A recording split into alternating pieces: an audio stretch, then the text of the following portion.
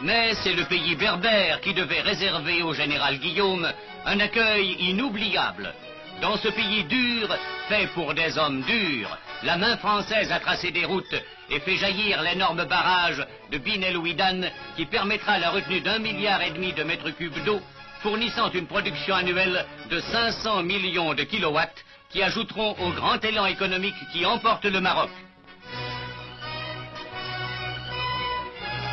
Le général Guillaume, après avoir constaté les progrès de ces énormes travaux entrepris au cœur de la montagne, devait s'arrêter presque à chaque village.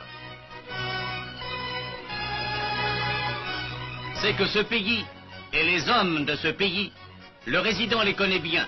C'est dans cette région que de 40 à 42, il entraîna les tabords clandestins qu'il devait plus tard conduire au combat et finalement à la victoire sur les routes de Tunisie, d'Italie, de France et d'Allemagne.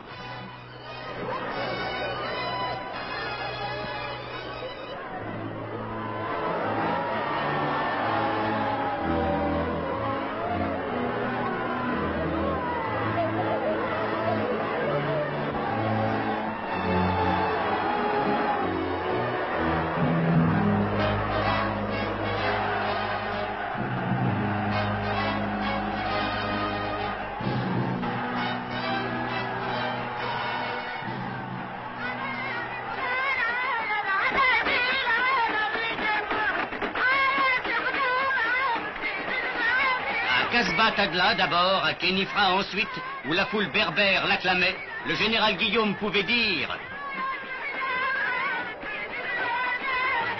Pendant plus de 20 années, nous avons lutté contre la dissidence berbère qui, au cours des siècles, avait condamné le Maroc à l'isolement, à la faiblesse, à l'anarchie.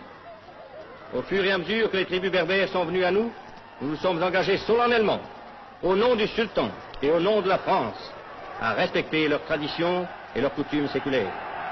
Nous avons tenu notre parole. Et c'est pourquoi les Berbères, nos adversaires d'hier, nous sont restés fidèles aux heures les plus tragiques de notre histoire.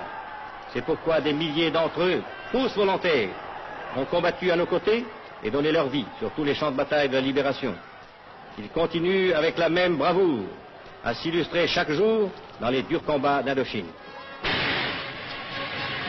Casbah Tagla, Xiba, Beni Mellal, Khénifra, Azrou, dernières étapes éclatantes et colorées, devaient couronner ce voyage qu'on peut dire triomphal.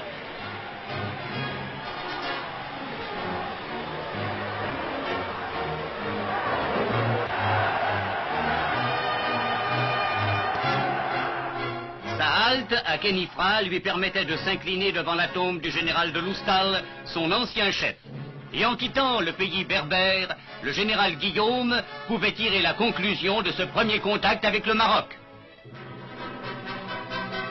L'évolution du Maroc exige que soit poursuivie avec toute la progressivité, mais aussi avec toute la continuité et la ténacité voulues, les réformes qu'impose sa modernisation. Je me permets de compter à cette fin sur la haute compréhension que Sa Majesté chérifienne Sidi Mohammed Ben Youssef m'a jusqu'ici toujours témoigné. Quant à moi, je n'ai pas de programme personnel, je n'ai pas de politique personnelle.